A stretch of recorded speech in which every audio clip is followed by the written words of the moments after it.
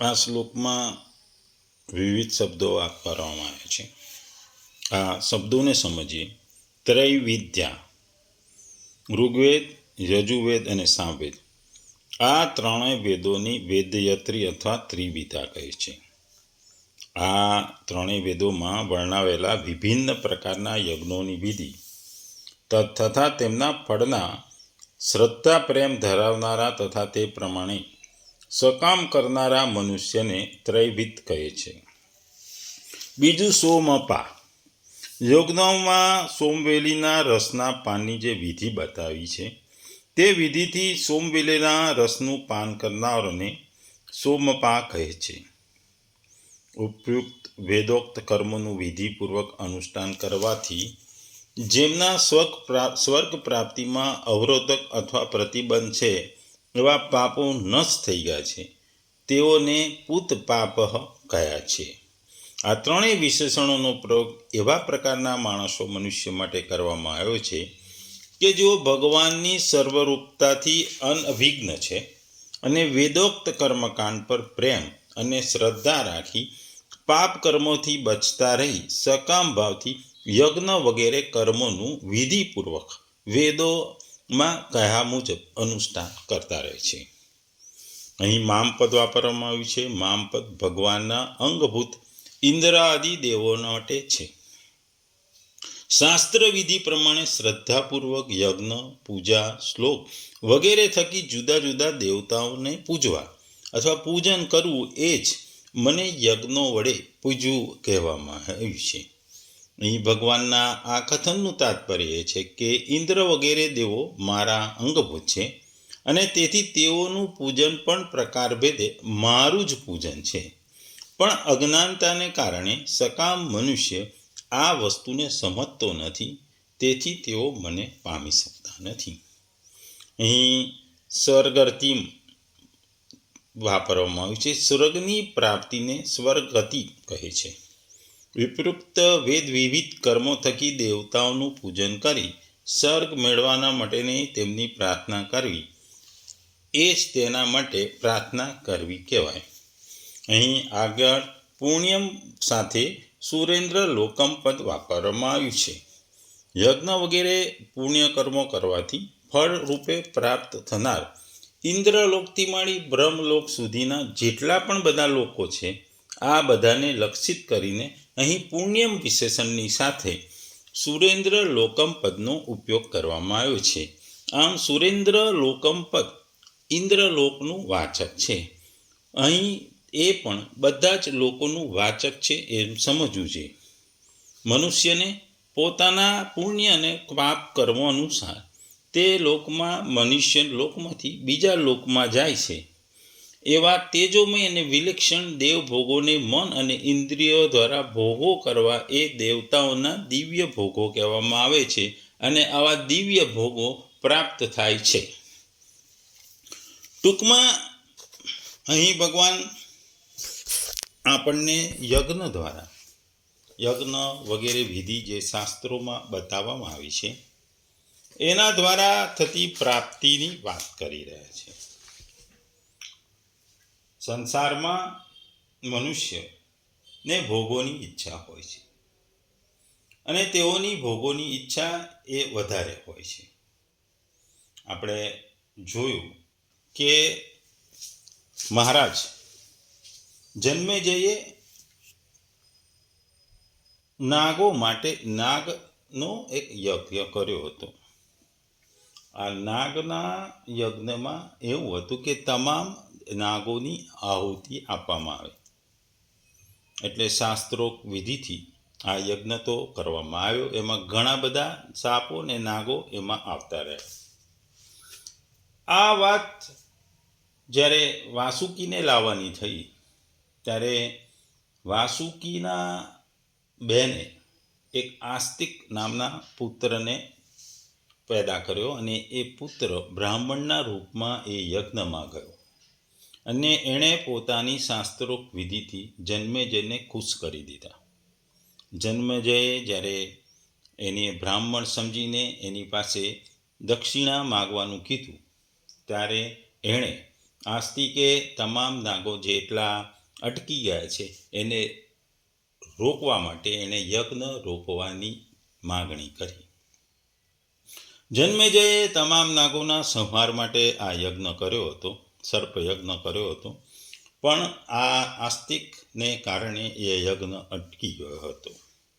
એટલે જે યજ્ઞ છે એ શાસ્ત્રોક્ત વિધિથી જો કરવામાં આવે તો એનું ફળ મળતું હોય છે. આપણે જાણીએ છીએ કે સાધકો સાધના તો કરતા હોય છે, એ દરેક સીડીઓ પગથિયાઓ ચડતા હોય છે. તેઓ ઊંચામાં ઊંચું લોક, સ્વર્ગલોક, ગાંધર્વલોક વગેરેની ઈચ્છાથી એમના તરફ ખેંચાય છે. અને આ ઈચ્છાને કારણે તેઓ તમારી વિવેક શક્તિ ભૂલી જાય છે, અને વિવેક શક્તિ ગુમાવે એટલે એમની સમજ શક્તિ પણ ગુમાવે છે. એટલે એમની ઈચ્છા માત્ર સ્વર્ગલોકમાં ભોગોની ભોગવવામાં અટકી જાય છે.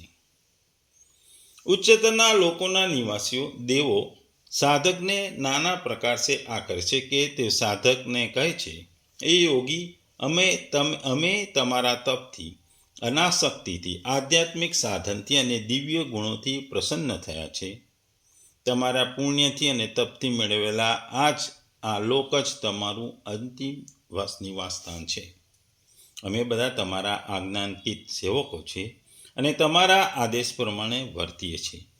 તમારા માટે દિવ્ય ગાડી આ રહી, ગમે ત્યાં ફરી શકો છો. તમારી સેવા કરવા આ રહી દિવ્ય અપ્સરાઓ, તે દિવ્ય સંગીતથી તમને ખુશ કરશે. આ કલ્પવૃક્ષ છે, જે તમારે જોઈએ એ વસ્તુ આપશે. સોનાના પ્યાલામાં આ દિવ્ય અમૃત છે, જે તમને અમર બનાવશે. પરમ આનંદ માટે આ દિવ્ય સરોવર છે. આ સરોવરમાં પણ તમે મુક્તપણે તરી શકો છો. દેવોના નિમંત્રણથી અને મધુમય વાણીથી અસાવધ યોગી એમાં સહજ રીતે ખેંચાય છે, તણાઈ જાય છે, અને એમાં એને સંતોષ દેખાય છે. એ ખોટો હોય છે. તેને લાગે છે કે તેણે યોગનું ઉચ્ચતમ વસ્તુ ધ્યેય હાંસલ કરી લીધું છે, અને એ પ્રલોભનોની પાછળ પડે છે અને એને વશ થઈ જાય છે, અને પોતાની યોગ સાધનાની જે શક્તિઓ છે એનો દુર્વ્યય કરે છે, એને અવળા માર્ગે લઈ જાય છે. જેવા તેના પુણ્યો પૂરા થાય છે કે તરત જ તે પૃથ્વી પર પાછો ફરી આવે છે. ફરીવાર એ આધ્યાત્મિક સીડી પર ચાલવાનું શરૂ કરે છે. પરંતુ પ્રબળ વિવેક શક્તિવાળો અનાસક યોગી દેવોના નિમંત્રણોને ક્રૂરપણે નકારી કાઢે છે. તે એના આધ્યાત્મિક માર્ગે એકદમ સચોટ રીતે હિંમતપૂર્વક અને ધ્યેયથી આગળ વધે છે, અને તે યોગની સીડી ઉપર ઉચ્ચતમ ધ્યેય અને સોપાન પ્રાપ્ત કરી ઉચ્ચ શિખરે પહોંચે છે. આપણે જાણીએ છીએ કે સ્વર્ગલોકના ભોગોના ભ્રામક જગતના ભોગો જેટલા તુચ્છ છે. સ્વર્ગના ભોગો અતિ સૂક્ષ્મ, અત્યંત પ્રબળ અને અતિ ઉન્માદક હોય છે. એટલા જ માટે અસાવધ, અજાગ્રત અને અલ્પ અનાસક્તિવાળો સાધક ઉચ્ચતર લોકોના પ્રલોભનોને સહેલાઈથી વસ્ત થઈ જાય છે. આપણે જાણીએ છીએ કે આ ભૌતિક જગતમાં પણ લોકોને સંપત્તિ અને ભોગોની આપણે ઉત્કટ ઈચ્છાઓ હોય છે. પ્રતિદિન નવી શોધાઓ અને નવી ઈચ્છાઓ પ્રગટ થાય છે, નવી શોધો થાય છે, જે દરેકની ઇન્દ્રિયોને સંતોષ માટે પૂરતી હોતી નથી, અને નવીને નવી શોધો અને નવીન વસ્તુઓ આવતી રહે છે. ભારતમાં પણ આ જ વેસ્ટર્ન કલ્ચરનું, પશ્ચિમી સંસ્કૃતિનું આંધળું અનુકરણ થવા માંગ્યું છે.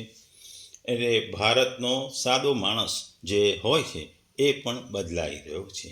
એ પ્રલોભનો, ઈચ્છાઓ અને ઇન્દ્રિયો તૃપ્તિ માટે એ માયાની પાછળ પડે છે. ઇન્દ્રિયોની આવી તીવ્ર ઝંખના એને પ્રગતિના પંથને બદલે અધોગતિના પંથે લઈ જાય છે. એને સાચું સુખ મળતું નથી, અને અંતિમ ધ્યેય જેનું યોગ દ્વારા પ્રાપ્તિ હોય છે એ પ્રાપ્ત કરી શકતો નથી, અને એ અત્યંત ઈચ્છાઓમાં ડૂબતો રહે છે.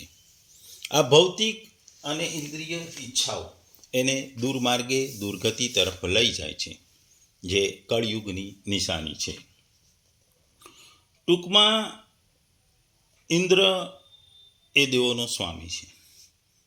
તે સતકર્તૃ પણ કહેવાય છે, કારણ કે એણે 100 યજ્ઞ કર્યા હતા. દિવ્ય ભોગો એ સ્વર્ગના અલૌકિક છે. એટલા માટે દિવ્ય ભોગ એટલે કે માનવ ન પહોંચી શકે એવો ભોગ, અથવા તો માત્ર દેવોના શરીરથી જ ભોગી શકાય એવો ભોગ, અથવા તો સ્વર્ગલોકમાં દેવો આપે તે ભોગ. આ ભોગ એ શબ્દ ઇન્દ્રિય ઈચ્છા, ઇન્દ્રિય સુખનો નિર્દેશ કરે છે અને માણસ એ તરફ વર્તે છે.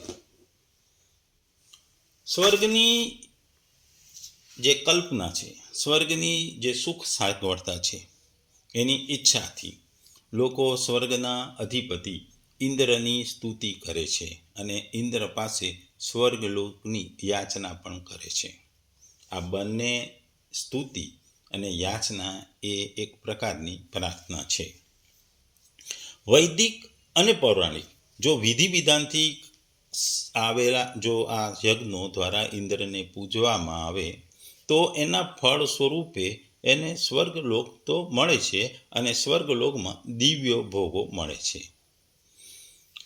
આ દિવ્ય ભોગો મનુષ્ય લોકમાં જે ભોગો છે એની અપેક્ષાએ ખૂબ જ વિલક્ષણ હોય છે. ત્યાં તેઓ દિવ્ય શબ્દ, સ્પર્શ, રૂપ, રસ અને ગંધ આ પાંચેય વિષયનો અનુભવ કરે છે. એ ઉપરાંત દિવ્ય નંદનવનમાં ફરવું, એસારામ કરવો, આદર સત્કાર પામવું, યશ ગૌરવ પ્રાપ્ત કરવા વગેરે ભોગો પણ હોય છે. ટૂંકમાં આ શ્લોકમાં ભગવાન આપણને કહે છે કે ત્રણેય વેદોના જે જાણકાર છે, સોમ રસ પીનારા છે, પાપમાંથી વિશુદ્ધ થયેલા, મને યજ્ઞો વડે પૂજીને જે સ્વર્ગ પ્રાર્થે છે તેઓ પવિત્ર ઇન્દ્રલોકને પ્રાપ્ત કરી સ્વર્ગમાં દિવ્ય ભોગો ભોગવે છે. આમ આ શ્લોકમાં જે મનુષ્યનું વર્ણન કરવામાં આવ્યું છે એ તો નથી નાસ્તિક, પણ એને શ્રદ્ધા હોય છે, એ યોગ કરે છે, ભક્તિ નથી કરતો, એ સકામ કર્મ કરે છે, એ ઈચ્છાથી કર્મ કરે છે, ઈચ્છાથી યજ્ઞ કરે છે, ઈચ્છાથી પૂજન વિધિ કરે છે. અને એ પૂજન વિધિ ભગવાનની નહીં પણ ભગવાન દ્વારા નિર્મિત દેવતાઓની કરે છે. અને દેવતાઓ એમની પૂજનથી એમને પૂજતા હોવાથી એ જલ્દીથી પ્રસન્ન થાય છે. એઓ પ્રસન્નતાના ફળ સ્વરૂપે એમના જે પાપ હોય છે એને પુણ્યમાં રૂપાંતરિત કરી તેમને એઓ લોકો ઇન્દ્રલોક યા સ્વર્ગલોકોમાં બોલાવે છે. આ સ્વર્ગલોક એ ભૌતિકતાનું એટલે કે ઈચ્છાઓનું ભોગોનું મોટામાં મોટું કેન્દ્ર છે. અને ભોગો જે દેવતાઓ ભોગવતા હોય છે એ ભોગો મનુષ્યને પણ મળે છે. આમ આ શ્લોકમાં ભગવત પ્રાપ્તિ કરવાને બદલે મનુષ્ય ભોગ તરફ વળી જાય છે. જે મનુષ્યને મનુષ્ય લોકમાં મળે છે એના કરતાં વિશિષ્ટ અને વિલક્ષણ ભોગો સ્વર્ગલોક કે ઇન્દ્રલોકમાં પ્રાપ્ત થતા મનુષ્યની ઈચ્છાઓ સ્વર્ગલોકની પ્રાપ્તિ તરફ વધારે જાય છે અને તે ભગવત પ્રાપ્તિના પ્રયત્નોમાંથી વિચલિત થાય છે અને ભગવાનની પ્રાપ્તિના પ્રયત્નો કરતો નથી.